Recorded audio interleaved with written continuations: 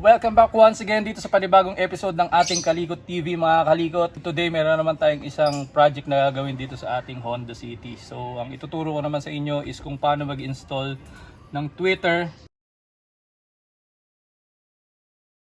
dito sa ating stock na sound system nitong ating sasakyan. Gusto ko mag-install ng tweeter dito sa ating sasakyan kasi yung mga stock na speaker na naka-install dito sa ating auto is wala yung kasamang mid and high na mga speakers. So para mas ma-enhance yung tunog ng ating sound system dito sa ating sasakyan, para mas gumanda siya, i-install na natin siya ng external tweeters para mas lumabas yung clarity or yung tunog ng mga high-pitch sounds dito sa ating audio system once na ginamit natin siya dito sa ating sasakyan. Stay tuned lang kayo dyan and ituturo ko sa inyo kung paano nyo ito gagawin.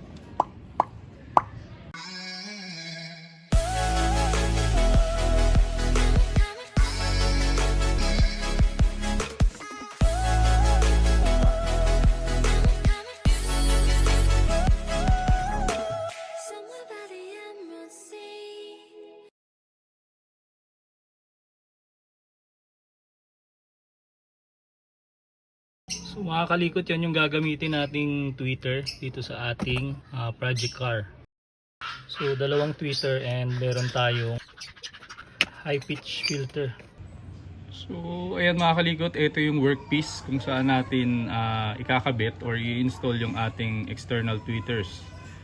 So I'm planning to install it here sa panel na to, plastic panel na yan ng ating door para mas maganda siyang tignan. So prior that mga kalikot, we need to remove the door panels, itong sidings na yan, para makagain tayo ng access dito sa ating mga speakers for the wiring and for the mountings dito sa ating plastic panel. So yun yung gagawin natin mga kalikot. Stay tuned lang kayo dyan mga kalikot and I will show you kung paano nyo babaklasin yung sidings na yan nang hindi nyo nadadamage yung mga plastic moldings and clips dito sa ating auto. So yun mga kalikot, stay tuned lang kayo dyan.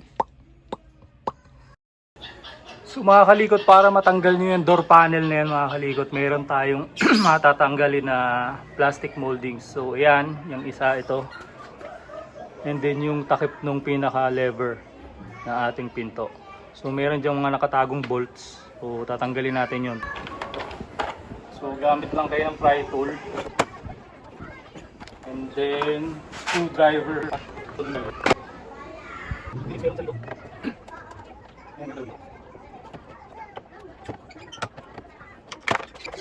And then once na matanggal nyo yung mga kalikot, check nyo lang kung meron pang mga tornilyo na hindi natin natatanggal bago natin siya dislodge. So pag wala na mga kalikot, pwede nyo yan tanggalin.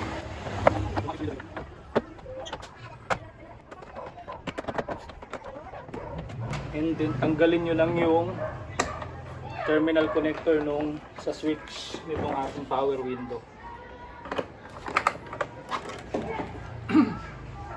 So mga kalikot, yan yung sinasabi ko sa inyong stock na speaker nung ating sasakyan. Yung mga stock na speaker kasi na yan mga kalikot, walang kasamang mid and high range na speaker. So most likely sama-sama na dyan yung tunog. So para maihiwalay natin yung high pitch or yung tweeter nung ating sound system, maglalagay tayo ng external para mas maging clear and mas gumanda yung tunog ng ating sound system.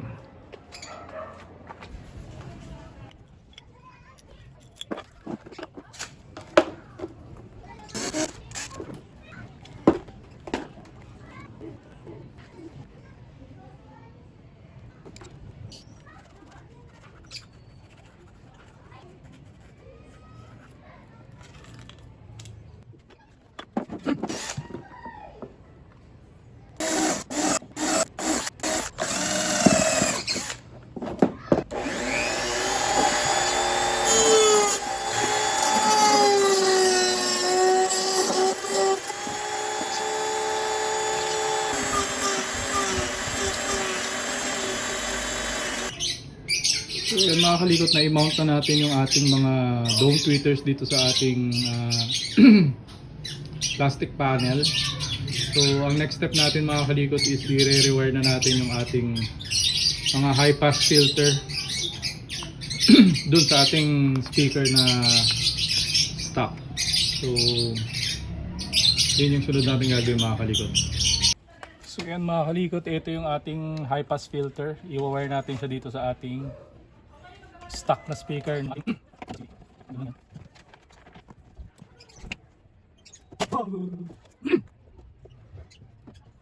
So guys, ito yung terminal connector ng ating speaker.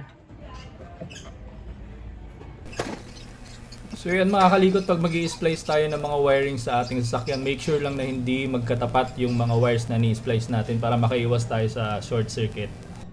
Yung green wire natin is nakakabit dyan yung ating positive terminal ng ating tweeter, and dun sa blue wire is yung negative terminal ng ating tweeter. So all the way up, makikita ninyo naka-connected siya dun sa ating high pass filter, and from high pass filter papunta dun sa junction. So pag mamatchin nyo lang yung red wire and black wire ng ating tweeter para ma-secure ninyo yung proper connection ng ating tweeter. So after nung installation ng ating mga wirings mga kalikot, we need to insulate it with a electrical tape para makaiwas tayo sa mga short circuit. And after that mga kalikot, ready na tayo para maibalik natin yung ating sidings ng ating sasakyan. So ayan mga kalikot, as you can see, na ibalik na natin yung ating mga sidings. And as you can see, ayan na yung ating dome tweeters. Yan.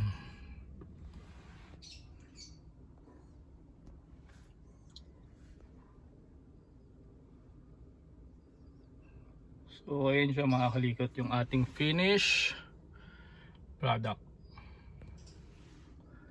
And ready na siya mga kalikot para magamit natin once na tinurn on natin yung ating audio system dito sa ating auto.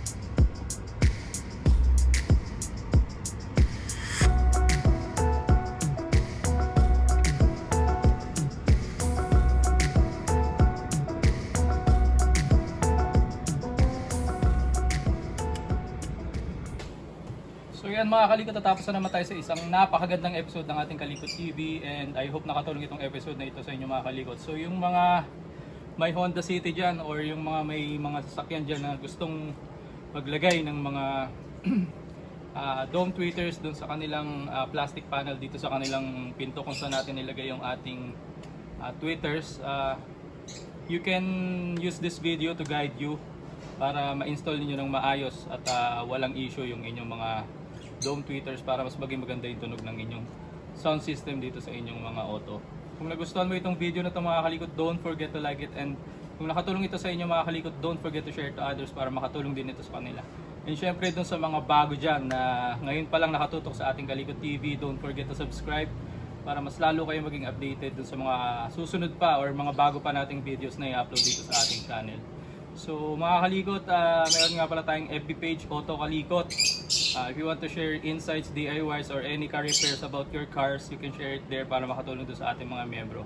All you need to do is send us a request and we're going to approve it surely dun sa ating Auto Kalikot group. So until next time mga kalikot, paalam!